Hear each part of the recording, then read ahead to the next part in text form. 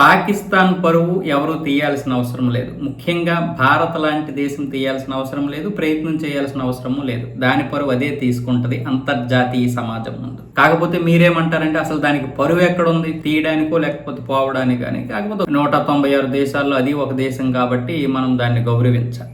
ఇలాంటి పరిస్థితుల్లో మొన్న SCO సమ్మిట్ జరిగింది కదా, ఆ సమ్మిట్లో ఆయన అనేక విధాలుగా మీమ్స్కి గురయ్యాడు. ఇప్పుడు పాకిస్తాన్లోనే తన పరువు పోయింది. ఇప్పుడు పూర్తిగా అక్కడ ఫ్లడ్స్ వచ్చి జనాలు చనిపోతుంటే ఒక బాధ ఒకవైపు, షహబాజ్ షరీఫ్ మీద మీమ్స్ మరొక వైపు. ఎలాగంటే SCO సమ్మిట్లో పుతిన్ గారితో భేటీ అయినప్పుడు ఈ మైక్ పెట్టుకునే ప్రాసెస్ లో ఆయన ఏంటో మరి పుతిన్ ఇలాగంటాడు, ఇలాగనేస్తాడు, సింపుల్. ఈ షహబాజ్ షరీఫ్ ఎప్పుడు చూసినా తడబడుతూనే ఉంటాడు. ఇంతకు ముందు కూడా పుతిన్ తో భేటీ అయ్యేటప్పుడు ఎప్పుడో సంవత్సరం క్రితం అప్పుడు ఆ మైక్ పెట్టుకోవడానికి విపరీతంగా ఇబ్బంది పడితే పుతిన్ వచ్చి హెల్ప్ చేశాడు. ఈసారి కూడా దాదాపు దీని గురించి ఒక 3 నిమిషాలు ఎంతో సమయం వేస్ట్ అయిపోయింది. దాంతో పుతిన్ అయితే మరి ఇంక మారడలే అనుకుని చూశాడు అనమాట. అలాగే నరేంద్ర మోదీ గారిని ఇంతకు ముందు కూడా కాపీ కొట్టాడు కదా ఆపరేషన్ సింధూర్లో. ఈయన ఎయిర్ బేస్లకి వెళ్ళి అక్కడ ఉన్నటువంటి సైన్యాన్ని కలుస్తుంటే షహబాజ్ షరీఫ్ కూడా సేమ్ అలాగే ఎయిర్ బేస్లకి వెళ్ళి సైన్యాన్ని కలిశాడు.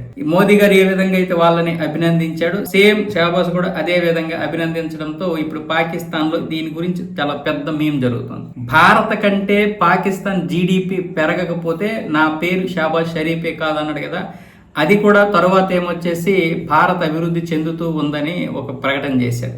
ఆ విషయంలో కూడా ఇప్పుడు మీమ్స్ అయితే విపరీతంగా ట్రోల్ చేస్తున్నారు అక్కడ. అలాగే SCO సమ్మిట్ లో పుతిన్ కి షేక్ హ్యాండ్ ఇవ్వడానికి ఆయన పడే తాపత్రయం కూడా ఈ రోజు పాకిస్తాన్ లో అంత తాపత్రయం ఎందుకు? పుతిన్ ఏమొచ్చి నరేంద్ర మోదీ దగ్గరకు వచ్చి షేక్ హ్యాండ్ ఇచ్చి ఇద్దరు కౌగులించుకొని మాట్లాడుకుంటే, నిన్ను పిలిచినటువంటి జిన్పింగ్ కూడా నిన్ను పట్టించుకోకుండా వాళ్ళతో చట్టా పట్టాలు వేసుకుని తిరుగుతుంటే, మొదటి రోజే పుతిన్ జిన్పింగ్ నిన్ను పట్టించుకోలేదు, తర్వాత రోజు పుతిన్ మోదీ పట్టించుకోలేదు. నువ్వే పరిచయం చేయడానికి వచ్చినప్పుడు పుతిన్తో నీ షేక్ హ్యాండ్ ఇవ్వడానికి విపరీతంగా తాపత్రయపడ్డావంటూ దాని గురించి కూడా ట్రోల్ చేస్తున్నారు. అలాగే 2024 ఫిబ్రవరి నుంచి పాకిస్తాన్లో ఈ X ఉంది కదా, అదే ట్విట్టర్, అది నిషేధం ఉంది. దానిపై నిషేధం విధించింది పాకిస్తాన్ ప్రభుత్వమే.